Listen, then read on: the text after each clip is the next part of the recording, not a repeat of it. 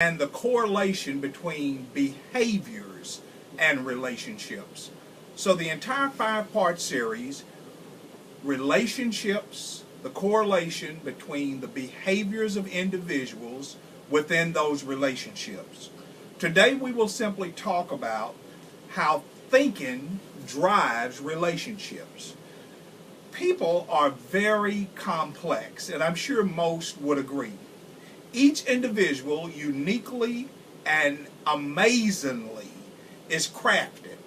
So therefore you have uniquenesses from person to person. Each individual to some degree will embrace a wide range of behaviors related to life, social norms, relationships, work, and even family. Now, when one uses terms such as always, you always do this, you always say this, or when others use terms like you never compliment me, you never appreciate, you never agree, or terms like exactly, this must be exactly, this must be exactly done the way I said it.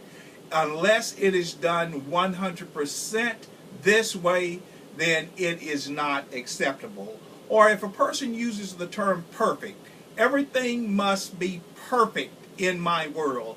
I live in a perfect world. Everybody around me must be perfect. When one uses such terms as these, always, never, exactly, or perfect, to measure expectations of themselves and other people, relationships are more likely to take a major hit. So I want you to understand, as we begin this series on behaviors and relationships, number one, people are complex. That means if you are a complex person, another person may see himself or herself as being equally complex. Now, let's move from the complexity of each individual into the behavioral thinking of each individual.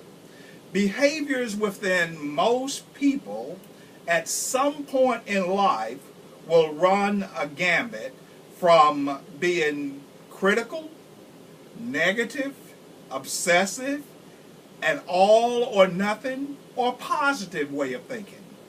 If a person, however, is locked into just one mode of thinking, relationships will likely experience some emotional dissonance. In fact, not likely, probably will.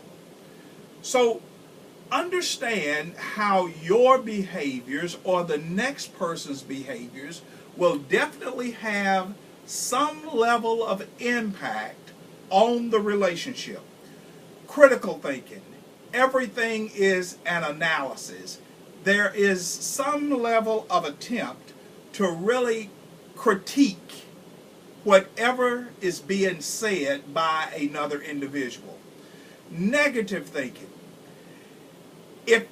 If there's something that is being said, then it must be negative. With negative thinking, all opportunities to look at a positive are really cast to the side. 99% of what is said could be positive, but 99% of a critical thinking person will come out with the 99% conversation about the 1% of what was negative. Obsessive thinking, where a person is really kind of almost in a neurotic way locked in to making sure that everybody hears what they're saying.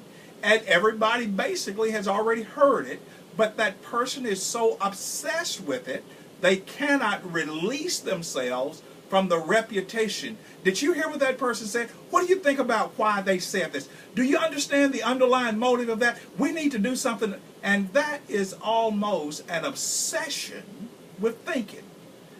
an all or nothing. It has to be done exactly this way, or it is 100% rejected. It's all or nothing. Have you ever gone out, maybe to a restaurant or maybe to purchase an item, and it meets 99% of your criteria, and yet because of that 1%, you reject it totally, and there's nothing even remotely close to a second? That's what I'm trying to let you hear when we talk about all or nothing. And then there are those positive thinkers. They are optimistic about the world. They are optimistic about life. They are optimistic about the cost of living. They are optimistic about everything. And everything to them is positive. Now, believe it or not, there is a place for positive thinking people. But positive thinking people who are absolutely positive thinking are sometimes a detriment to relationships. Because let's say, for instance, you have just lost a loved one, a close family member, and you express that loss to an individual, and they say something to you like, well, be thankful that you had them for the time you did. You understand that's positive, but it's inappropriate placed positive thinking. Or let's say, for instance, you just got paid and you just walked out of the bank, and somehow, some way, you dropped 50 of your dollars somewhere. And you express that to a close friend who's always a positive thinking person. And the first thing they say to you is, well, you should be thankful that you didn't lose all of it. Well, in actuality, you are thankful, but a positive thinking person is always trying to say something positive, and in relationships, they will actually lose some of the substance of what the other person's heart is really trying to communicate. In terms of emotional reactions, one might feel anxious or depressed because there is a deeply embedded disposition about something. Now, I want you to hear where I'm headed with this. We respond to events and we respond to actions, and our anxiety or our depression that is manifested typically is because there is some type deeper embedded disposition about something else going on. One might have a deep-seated conviction about themselves related to success or failure, which is driven by a personal embrace of what constitutes value or self-worth. In other words, you have already defined, either consciously or not so consciously, what is the meaning of value and what is the meaning of self-worth within you.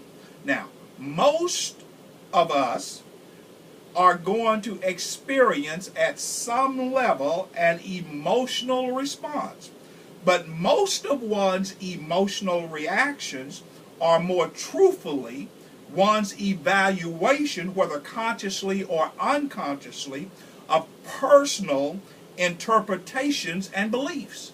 So our emotions that we express are really more truthfully our interpretations of our beliefs. Now, that's not always true, but more times than not, it really is.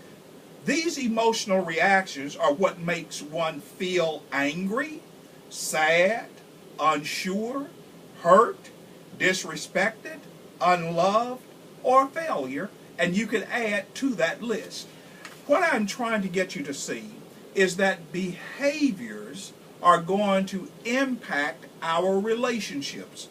In the Bible, Proverbs 23, verses 6 through 9, Eat thou not the bread of him that hath an evil eye, neither desire thou his food. For as he thinketh in his heart, so is he.